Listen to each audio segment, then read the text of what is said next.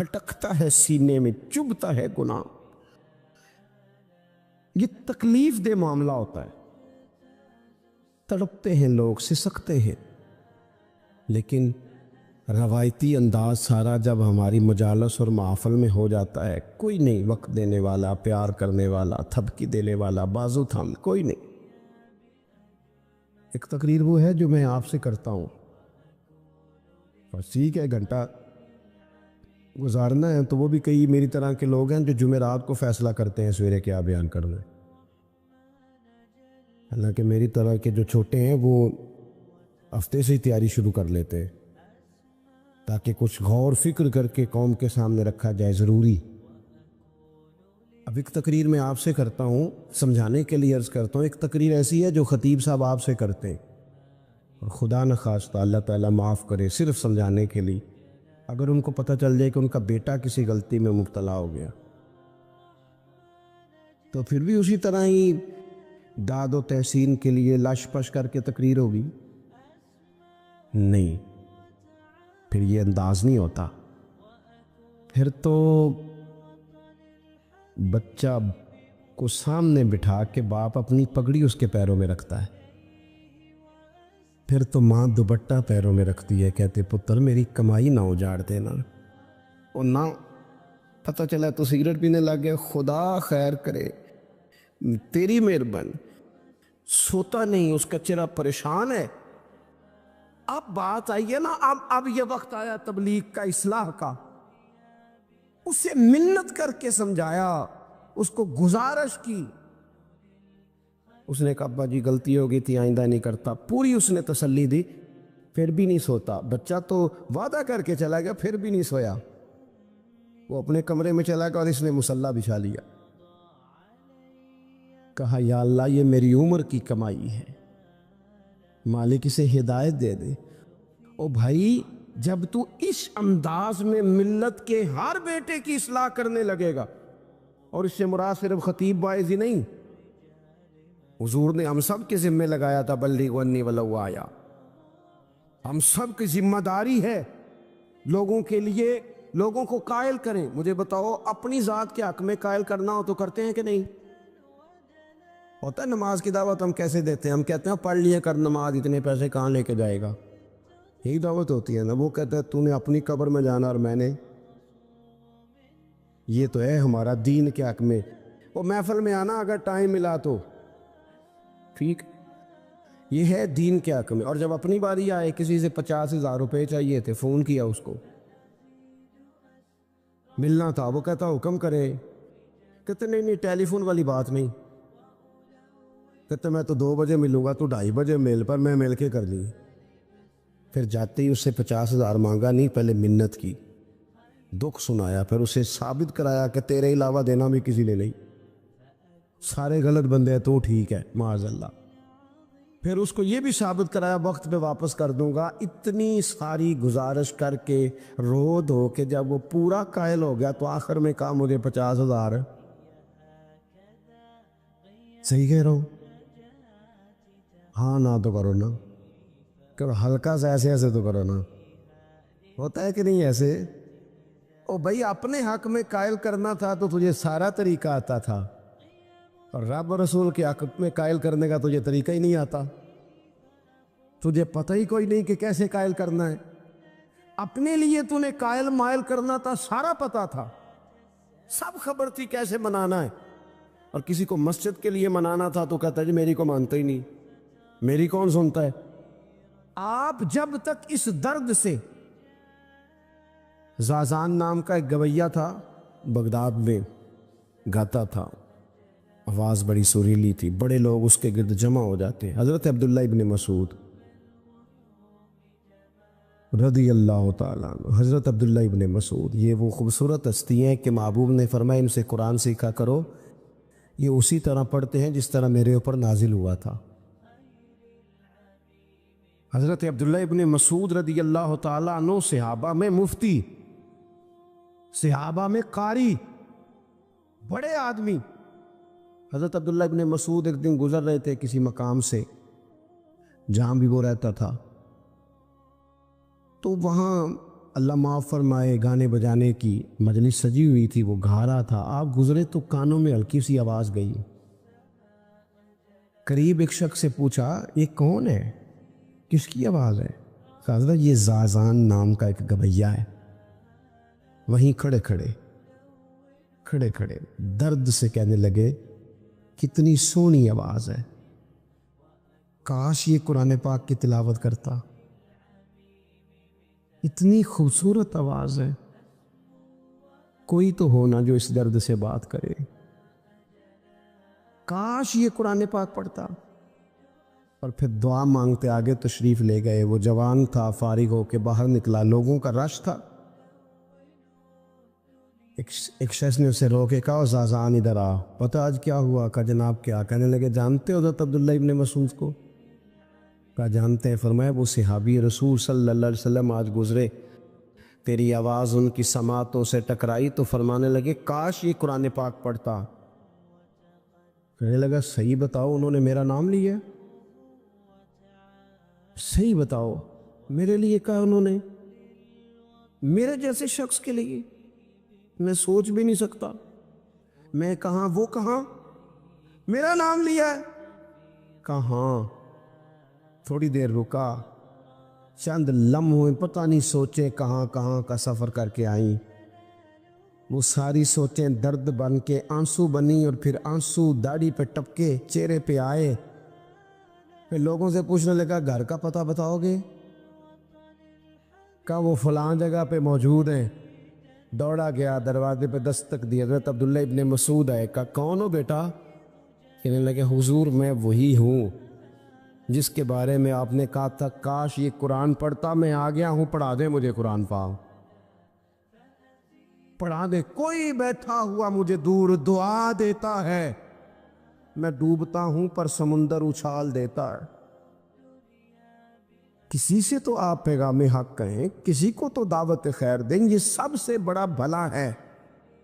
اگر کسی بد اخلاق کو با اخلاق کر دو گے نا، اس کی بیوی سکون میں آ جائے گی، اس کی ماں آرام سے سونے لگے گی، اس کا باپ کہے گا اوہ حد ہو گئی، میرا پتر ٹھیک ہو گیا ہے، تمیز سے بات کرنے لگا ہے۔ بچے پریشان ہوتے ہیں، بچے۔ میں بیٹھا تھا کھانا کھا رہا تھا گھر میں، تو میرے گھر والے کہنے لگے مدرسے کا کوئی بچہ باہر ہے، بڑا سخت رو رہا ہے۔ میں نے اس کو کہا بلاؤ، کسی استاد نے ڈانٹ دیا ہوگا۔ تو بچہ میرے پاس ہے تو اس کا وجود کانپ رہا تھا۔ میں نے کہا پتر کیا ہوا؟ کہنے لگا پیر صاحب میری امی تے ابو کار فیر پہ لڑ دینے، کرو فون آیا ہے۔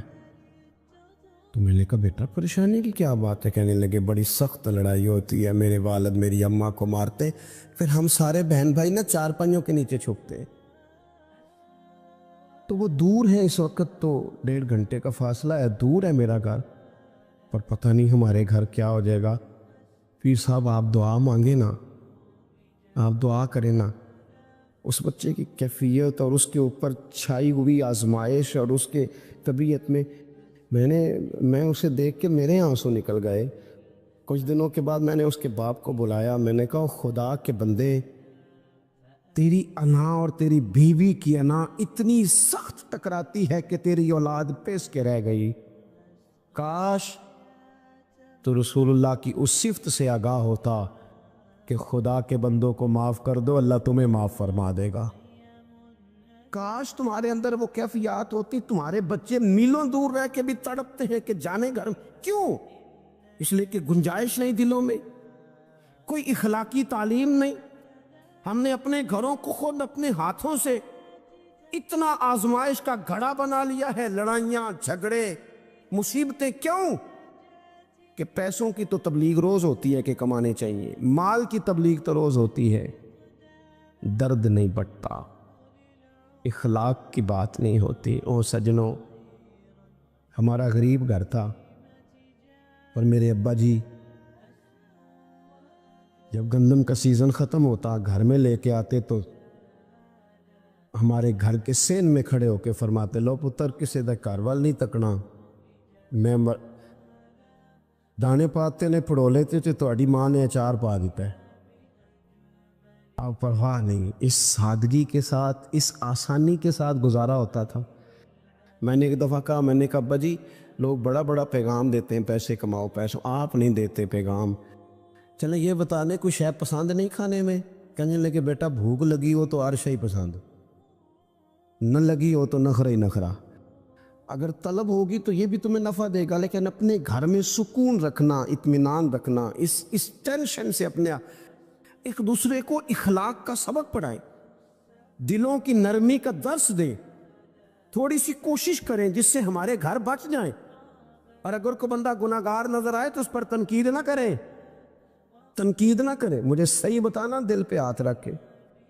خدا نہ خواستہ کسی کا بچہ بچی معاذ اللہ، اللہ بچائے سب کو، بگڑ جائے تو کیا وہ چوک میں کھڑے ہو کے چسکے لے لے کے بتائے گا کہ بچہ میرا بگڑ گیا؟ بولو سارے بولو جلدی سے۔ تو پھر پڑوسیوں کا بچہ بگڑا ہے تو پھر چسکے کیوں لیے؟ گلی میں کسی کی بیٹی سے معاذ اللہ خدا نہ خواستہ کوئی ایسی غلطی ہو گئی تو جگہ جگہ باتیں کی، تو یہ سانجیاں نہیں ہوندیاں؟ اپنے بچے کے بارے میں جب تو کہتا ہے چھپ جائے بات، دیکھنا۔ حضرت سیدنا جنید بغدادی کہتے ہیں میرے ماموں تھے حضرت سری سختی، میں اپنے ماموں سے ہی بیعت تھا، انہی کی خدمت میں رہتا تھا۔ فرماتے ہیں ہم جا رہے تھے، ایک دن انہوں نے چھڑی پکڑی ہے، ایک ہاتھ میں مجھے تھاما، تھوڑا آگے گئے تو رش تھا، چند لوگ کھڑے تھے، تو حضرت سری سختی مجھ سے کہنے لگے جنید دیکھ تو صحیح رش کیوں ہے؟ تو میں گیا تو ایک نوجوان شراب پی ہے، معاذ اللہ نشے میں دھت لیٹا ہے، ارد گرد لوگ کھڑے، اور وہ چونکہ پوری طرح اس پر نشہ غالب ہے تو اول فول باتیں کر رہا ہے، لوگ بھی اس کے ساتھ جو ہے وہ ہنسی مذاق کر رہے ہیں، اس کا مذاق اڑا رہے ہیں، رش ہے۔ میں نے آگے کہا حضور دفع کریں، ایک شرابی لیٹا ہے، لوگ بھی مذاق اڑا رہے ہیں، اور بس ایسے شغل لگا ہوا ہے، سارے لوگ تماشبین نہیں ہوتے۔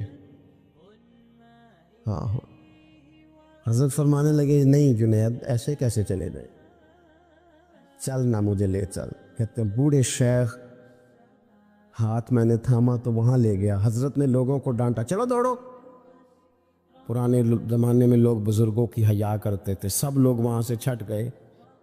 کہتے ہیں مجھے فرمانے لگے جنید جا پیالے میں پانی لا۔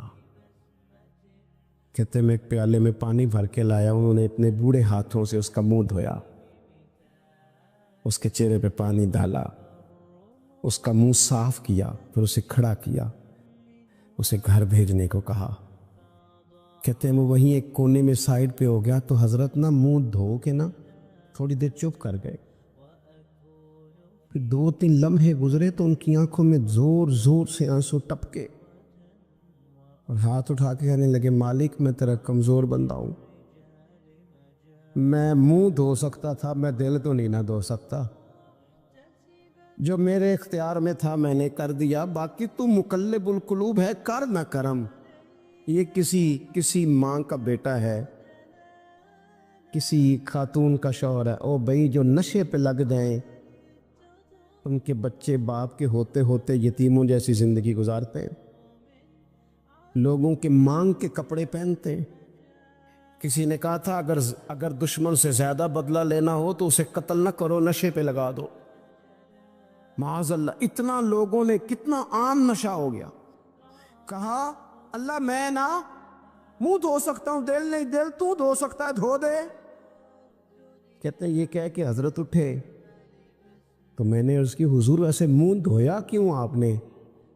تو فرمانے لگے اس لیے دھویا ہے کہ جب تک منہ سے بدبو آتی رہے گی جتنے لوگ سونگتے رہیں گے اس کے شرابی ہونے کے گواہ بنتے رہیں گے،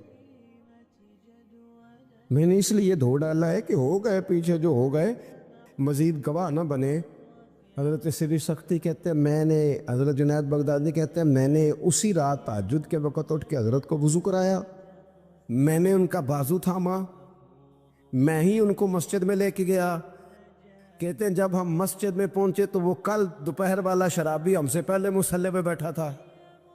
کہتے ہیں میرے دل سے آوازیں نکل رہی تھی شیخ دیکھ لو پھر مالک کتنا کریم ہے، آپ نے منہ دھو ڈالا تھا، رب نے دل بھی دھو ڈالا، کرم فرما دیا۔ کوئی ہو نہ کوئی ایسا کرے، آؤ نہ سنگیوں ملے، एक दूसरे का मुंह तो धोना शुरू करें ना, और ना एक दूसरे को यहाँ तक वुजू का पानी तो फराहम करें ना, कुछ तो खैर तकसीम करें।